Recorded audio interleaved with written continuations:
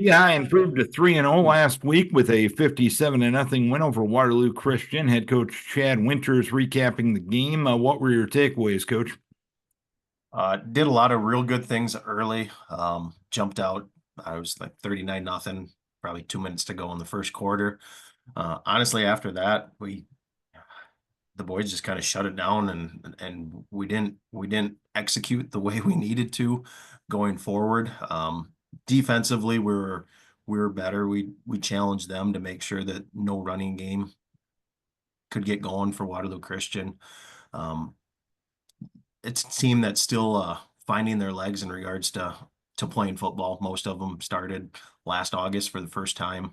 They got some good athletes. They're just a little inexperienced yet. With time, that'll come. Good kids play hard. Good athletes. Uh, we did what we needed to do. Came through healthy, so that's always a positive.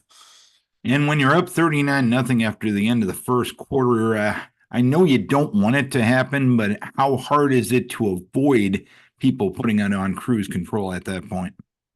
Hard, and I'm not gonna lie about it. It's you've seen it over the years. I mean, when you're involved, both sides of the ball, um, whether you're on the receiving end or the giving end, and once you know that 35 point clock is going to start rolling quickly and the game's going to get shortened, it's just a matter of trying to get them to continue to do the things that you want them to do and do them how they're taught to do.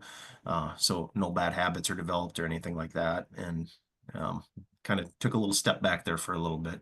So We've talked a lot about Dalton Mutterman on the offensive side of the ball. We touched on his defense last week, but last week against Waterloo Christian, three interceptions and one pick six. How was that able to happen on that side of the ball? he's got a nose for the ball. Honestly, he should have a couple more interceptions. He's had at least one go in and out of his hands. Both of the first two games. Gets a good read on what the quarterback's trying to do. We worked all week. Their quarterback foot's on the ground, ball comes out, and sometimes it's going to float, but you can tell that they're not going to take negative yardage plays. Ball's going to go up in the air, and you're going to have an opportunity to make a play on the ball in the air. And when you get an opportunity to do it, you need to do it. And he was able to do it multiple times. One one was able to be returned for a touchdown. Had a couple other guys that made some real good plays on the ball in the air, and were able to be a positive result for us.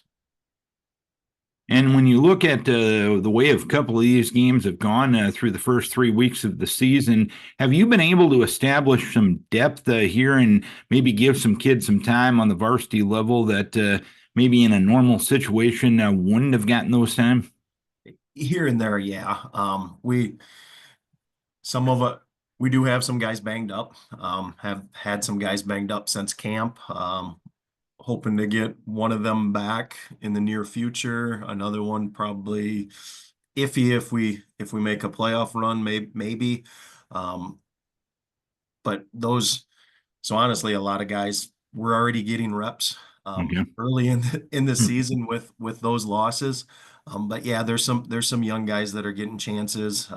Get another one back this week that had to actually miss the Waterloo Christian game that's working himself into some more playing time. So um, it's all earned in practice. I mean, they need to know what they're doing, what we're trying to do specifically, offensive and defensively, and and if we trust them, then they're going to get snaps. If we don't trust them, then they gotta continue to earn that and work on that trust and what they need to do, and they'll eventually find their way onto the field. And this week, you got Don Bosco coming to town. Obviously, a team that has set the standard in eight-man football in this neck of the woods for quite some time. What about this year's edition of the Dons? What impresses you the most? They're explosive. They got athletes everywhere. Obviously, incredible wrestling school. So defensively, consistently hitting big plays, running plays against them is very tough to do. They got eight guys that fly to the ball. Bring back quite a few guys that have experience from last year. The other Knack brother, his brother was quarterback last year, slid the other one a quarterback this year. Have a Christensen kid that it's like shot out of a cannon when he takes off.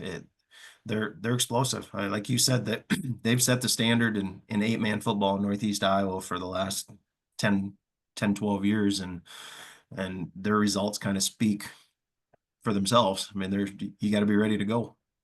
And on the defensive side of the ball, what impresses you on that side? They get after you. I mean, they don't miss tackles. Them and Riceville played on Thursday night, so I was able to watch that game, and they try to take away your strengths and put you in uncomfortable situations and out athlete you at every position, and they're good at it, and they're well coached, and they come up and strike you, and you got to be on the top of your game, and you got to take care of the ball, and you got to be penalty free, and I mean the list kind of goes on and on for keys to the game on having success on Friday night against them. Well, hopefully that's exactly what you can have, and you can make it a happy homecoming this week. Coach, keep your guys healthy. We wish you best of luck. Thanks, Darren. I appreciate it. Chad Winters, head coach of Key High, and Don Bosco for homecoming 2024.